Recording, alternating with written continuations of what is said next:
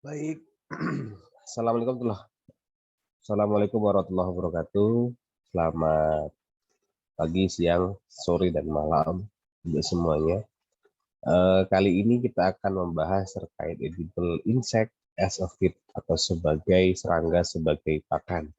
Jika di video atau pertemuan yang kemarin kita sudah mendengarkan, mengkaji bersama terkait dengan serangga sebagai makanan. Nah, sekarang sudah saatnya kita masuk ke serangga sebagai pakan. Nah, sebelum kita masuk ke sana, ada beberapa hal yang mungkin ingin saya sampaikan terkait dengan kenapa serangga menjadi salah satu kandidat sebagai sumber pakan, baik itu sebagai pakan langsung ataupun sebagai bahan baku dalam pembuatan pakan.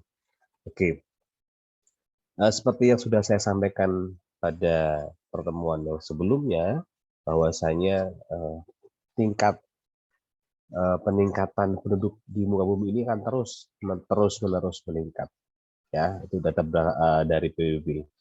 Begitu juga dengan semakin meningginya atau semakin meningkatnya jumlah penduduk di muka bumi ini, maka otomatis permintaan akan kebutuhan pangan juga akan semakin meningkat, terutama soal daging ayam dan telur yang akan terus meningkat sepanjang tahun. Seiring dengan peningkatan populasi penduduk manusia di muka bumi ini.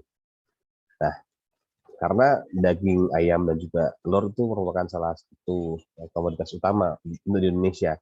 Kalau kita bicara di muka bumi ini, ya kita masuk juga ke arah ikan, kemudian daging babi ya, dan lain sebagainya.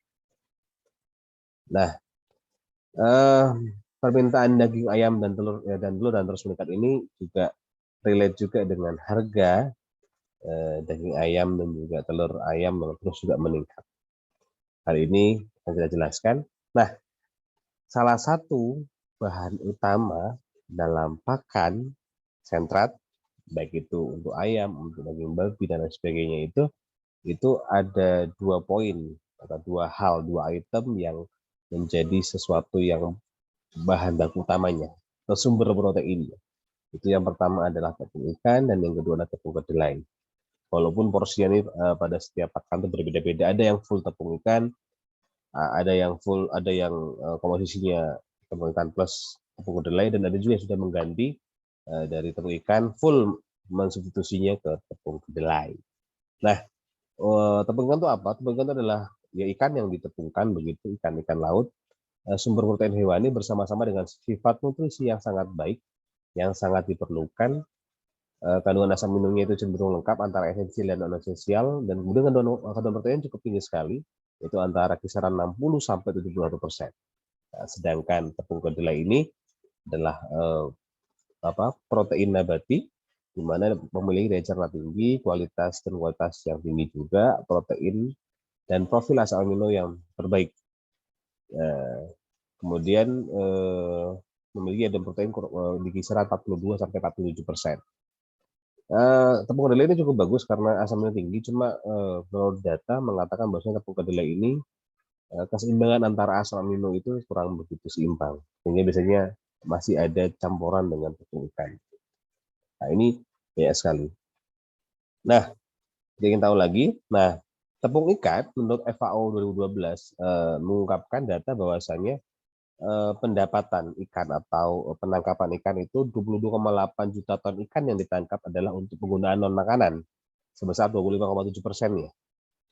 Nah, dari volume untuk non makanan itu 17,9 juta ton atau 20,2 dari totalnya itu menjadi tepung ikan dan tepung ikan ataupun minyak ikan sebagai bahan baku untuk pembuatan pakan tersebut.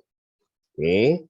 Nah, juga dengan tepung kedelai, Our World in Data pada tahun 2017 sampai 2019, dari total produksi kedelai, sebagian itu berubah menjadi pakan hewan.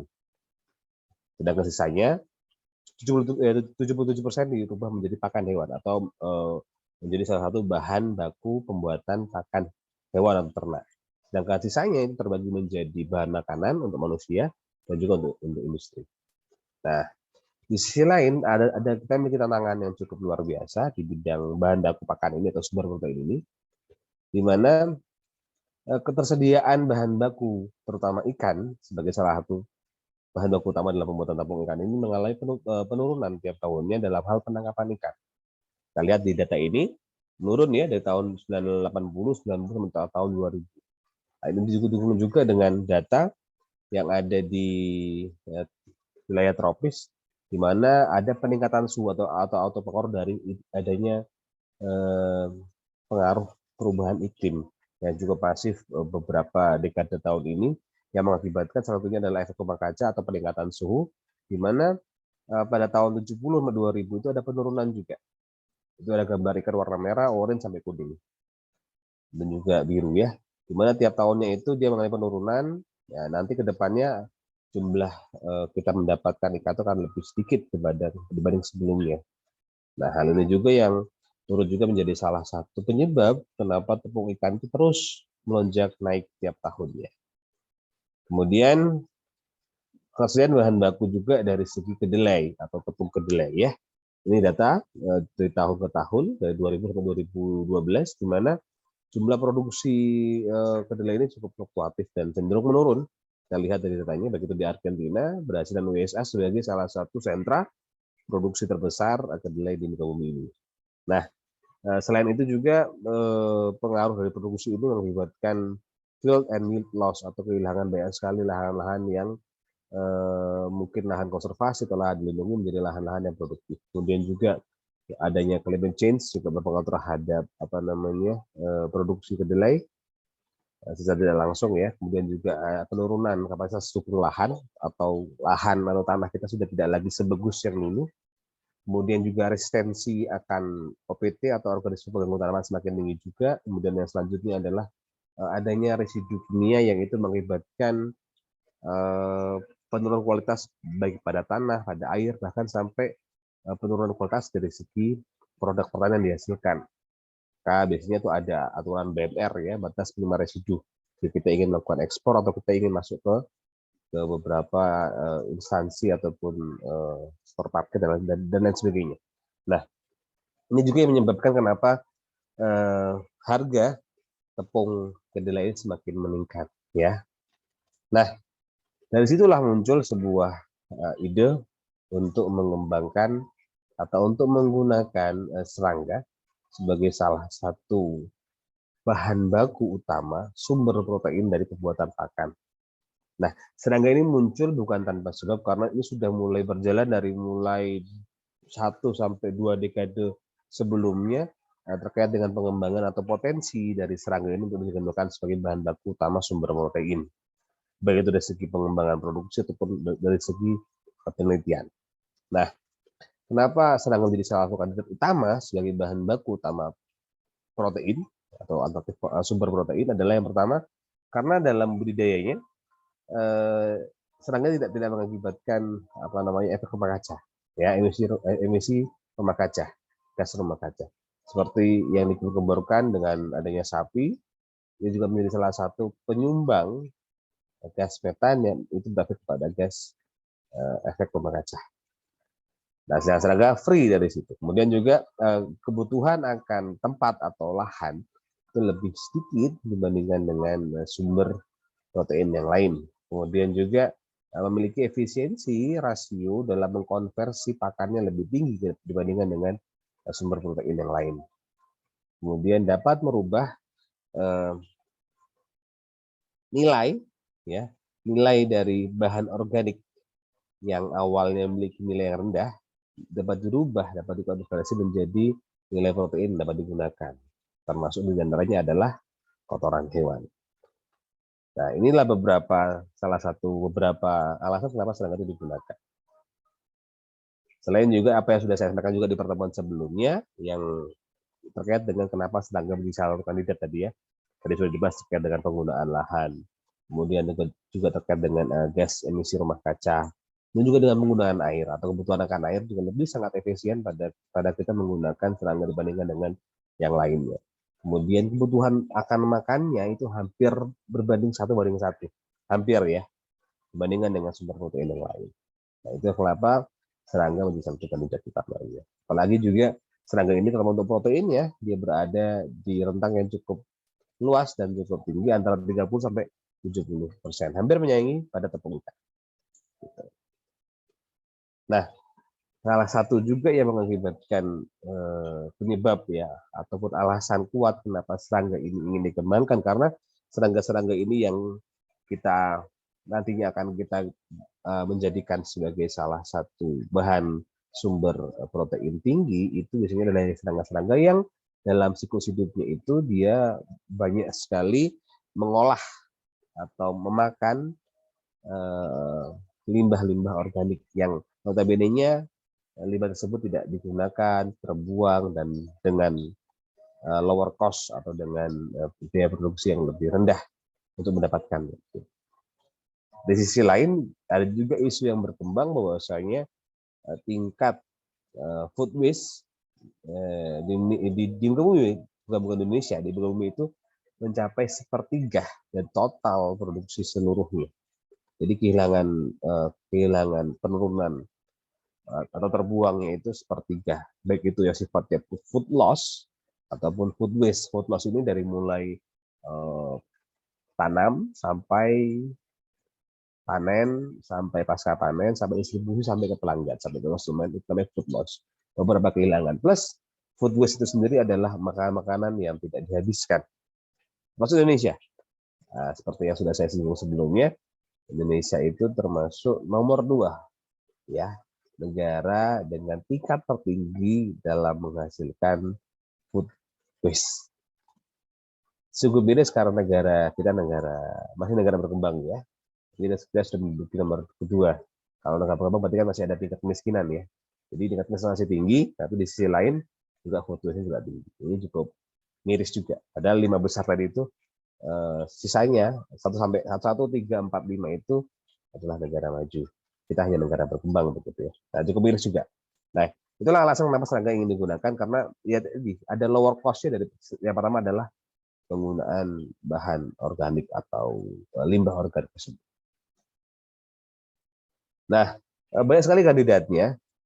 Di antaranya adalah crickets atau kandang jangkrik, ada juga mealworms, ada juga yang lagi tren juga di Jember atau di Jawa Timur, walaupun sudah mulai booming dari mulai 7 tahun yang lalu di Indonesia, adalah BSF atau Hermetia lucens, dikenal dengan black soldier fly. Ini adalah salah satu top 3 spesies yang banyak dikembangkan untuk sebagai sumber pakan. Oke. Nah, ini beberapa lagi yang lain. Tadi ada black soldier fly, ada tadi mealworm, ada jangkrik, dan ini juga ketambahan musca domestica, dan lalat rumah. Cuma mungkin kita masih belum banyak dikembangkan, tapi di luar negeri sudah banyak sekali dikembangkan menggunakan diptera musca domestica, ini dari golongan lalat rumah ya. Namun jika di luar negeri itu mereka melakukan rearing, pengembangan sendiri, tidak mengambil dari alam ya, tapi mereka mengembangkan sendiri, sehingga kontrolnya terhadap pakan dari musca domestica ini yang kenal jorok begitu ya, yang kita kenal dia memakan limbah organik apapun, di sana sudah dikontrol dengan menggunakan bahan limbah organik yang terkontrol, sehingga higienitas dan juga adanya patogen yang terbawa itu bisa lebih dijaga atau bisa lebih disterilkan begitu. Nah, potensi-potensi sumber protein ini banyak sekali kita gunakan untuk budidaya ikan, baik itu ikan tawar maupun ikan laut, dan juga untuk babi, ya, daging babi, dan juga untuk ayam, dan bahkan juga itu bisa dikembangkan sebagai pakan hewan peliharaan seperti kucing, anjing, kemudian mungkin sejenis reptil dan seterusnya. Nah, ini adalah beberapa contoh ya. Jadi kita menggunakan black soldier fly, kemudian common house fly atau tadi musca domestica atau yellow mealworm. Untuk black soldier fly ya, dia memiliki rentang yang cukup luas ya dalam mengolah limbah atau dalam memakan limbah organik, baik itu dari segi kotoran dari unggas, kotoran dari babi, kotoran dari misalnya peternakan ruminansia dan seterusnya. Kemudian juga bisa memakan atau mengurai daging buah kopi, kemudian sayuran, kemudian beberapa bahan-bahan organik yang lainnya, terutama di limbah pertanian ya. Kemudian yang kedua adalah common housefly, sama juga seperti si black soldier fly, cuma dia terbatas ya. Ada beberapa hal dia juga tidak bisa dikurai, seperti misalnya pada daging buah kopi dia tidak bisa berkembang dengan baik. Begitu juga dengan mealworm, ini juga masuk serangga yang cukup memilih ya, karena kita bisa menggunakan baik itu food waste, fruits, vegetable, atau sereal yang sudah mengalami pengeringan. Nah, karena si mealworm ini punya karakter tidak bisa berkembang pada media yang basah. Berbeda dengan temannya yaitu common housefly ataupun butterfly yang cukup bisa hidup pada berbagai kondisi dan rentang pH dan suhu tertentu. Lebih luas dibandingkan dengan mealworm. Nah, ini beberapa contohnya.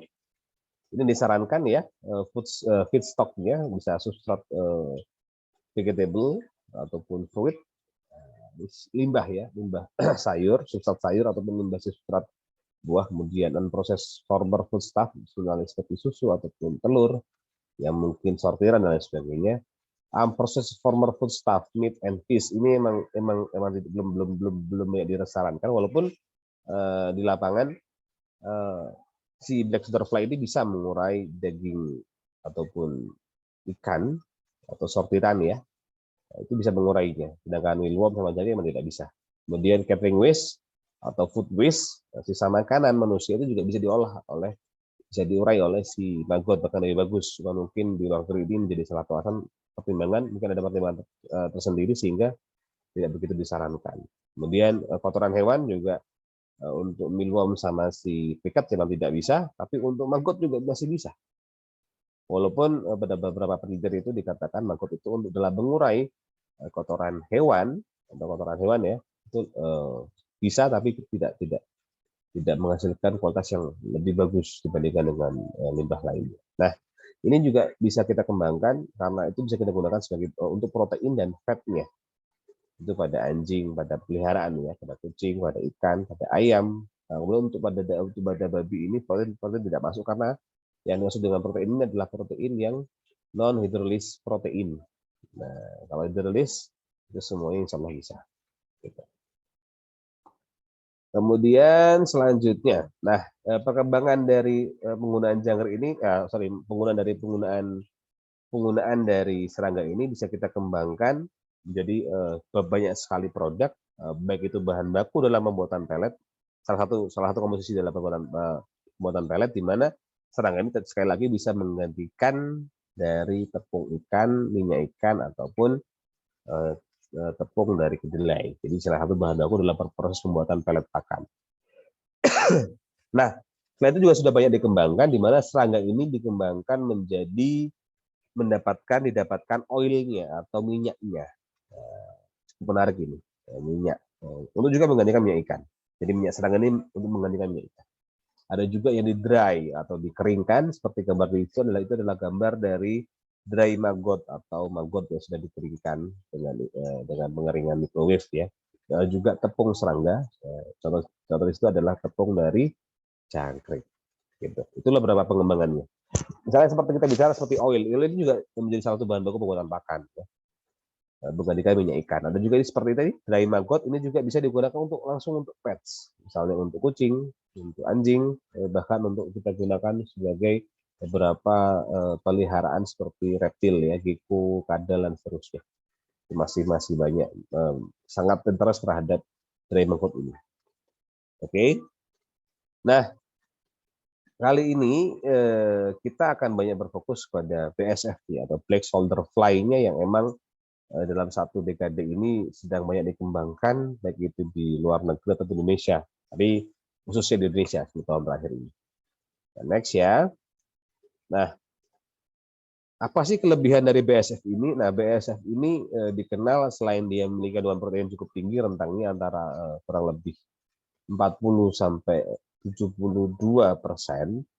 Selain itu juga BSF ini punya kemampuan untuk mengolah limbah organik yang cukup luas untuk rentangnya dibandingkan dengan tadi itu ya, dengan alat rumah ataupun Musca dometica, ataupun dibandingkan dengan crickets, dibandingkan dengan mealworm, itu BSF itu punya rentang yang cukup luas. Maksudnya dia itu bisa mengolah beberapa jenis limbah organik dibandingkan dengan koleganya begitu.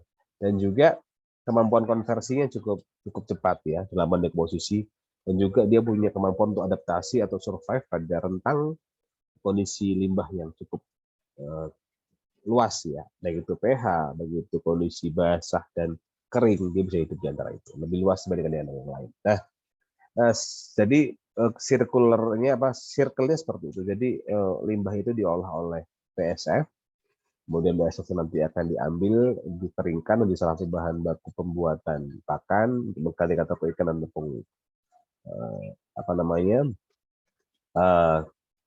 tepung kedelai, kemudian untuk di pressing untuk dapatkan minyaknya, juga untuk mengandung ikan, dan nanti untuk sebagai pakan dari animal atau hewan peliharaan atau ternak. Nah, seperti ini gambar umumnya. Jadi insect eggs larva, mixture substrat larva dengan menggunakan substrat yang ada, kemudian memproduksi serangga, kemudian diberikan makan untuk unggas, kayak gitu untuk yang sifatnya broiler atau telur dan seterusnya. Nah ini karena menurut beberapa penelitian juga penambahan maggot dalam pakan terutama di telur itu bisa meningkatkan jumlah telur harian dan juga meningkatkan kualitas dari telur yang dihasilkan karena katanya omeganya lebih tinggi dibandingkan dengan tanpa menggunakan maggot. Itu beberapa penelitian ya. Kemudian, nah ini adalah whole dari atau keseluruhan gambaran besar ketika kita menggunakan black butterfly. Nah, menariknya tadi yang saya bilang itu adalah black butterfly ini dia dikenal sebagai biokonversi. Tidak sekedar dia itu sebagai biodecomposer. Tapi biokonversi kenapa? Karena selain dia punya kemampuan untuk mendekomposisi limbah organik yang cukup tinggi dibandingkan dengan kawan-kawan sejawatnya, BASF ini bisa mengkonversi, baik itu mengkonversi limbah organik yang digunakan sebagai pupuk, baik itu yang sifatnya residu padat atau residu cair sebagai pupuk organik ya. Dan dia juga bisa mengkonversi dirinya sendiri untuk banyak hal. Ya. Yang pertama adalah tadi itu sebagai bahan baku pakan, ya kan, dried BASF Pupa. Karena selain itu juga dia memiliki banyak sekali kandungan yang cukup menarik sekali kalau kita kembangkan ini di ranah industri ataupun di penelitian.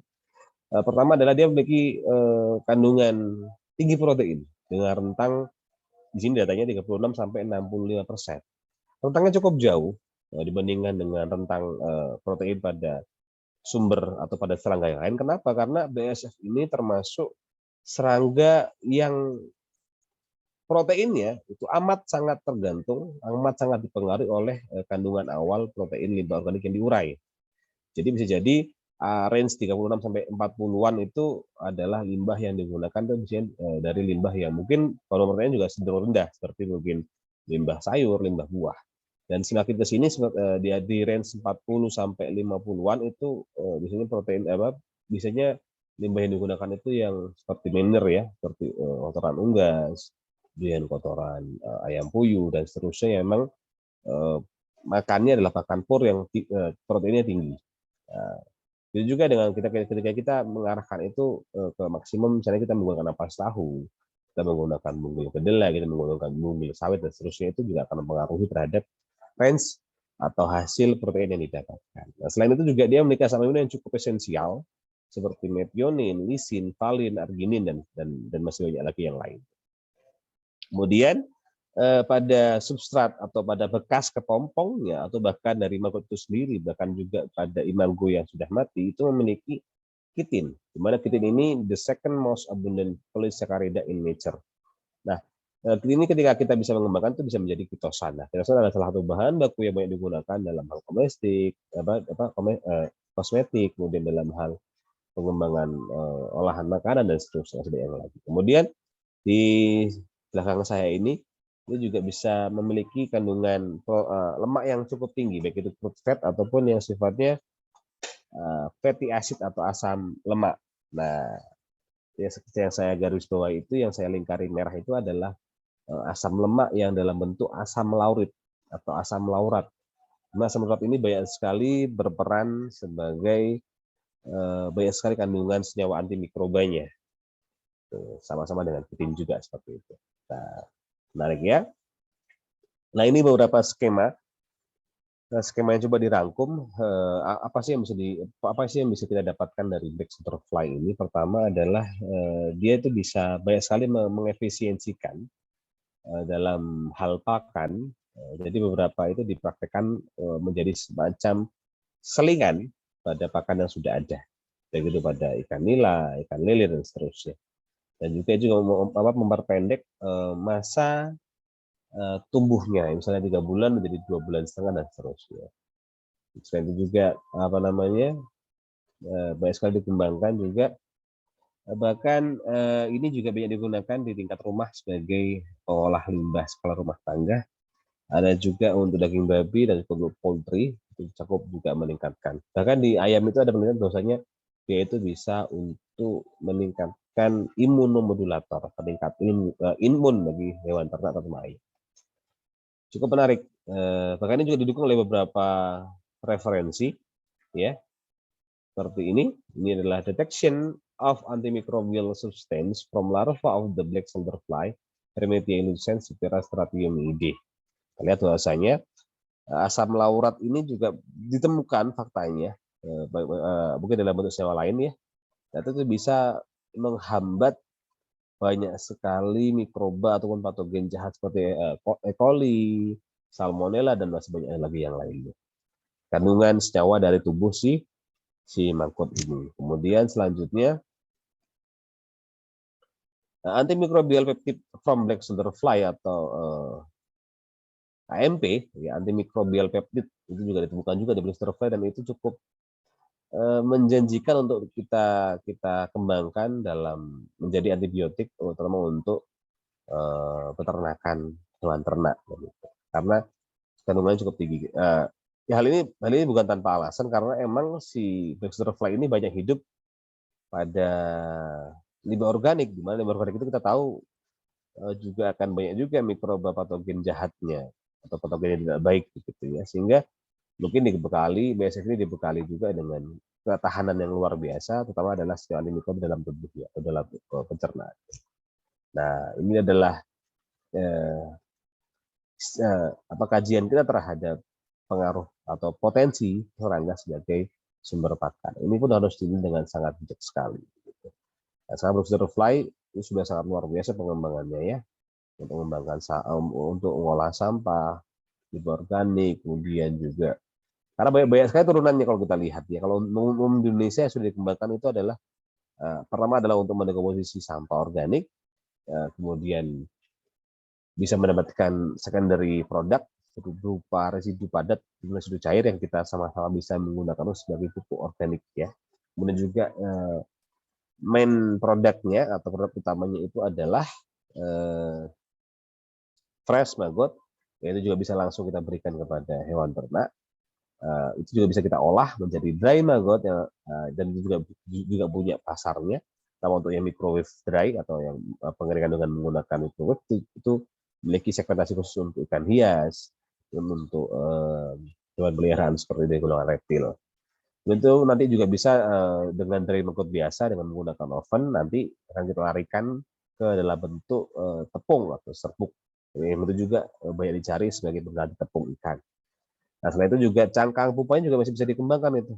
Cuma memang mungkin penelitiannya masih belum jarang, ya, terkait dengan penggunaan kitin, bahkan bisa digunakan juga sebagai pupuk organik.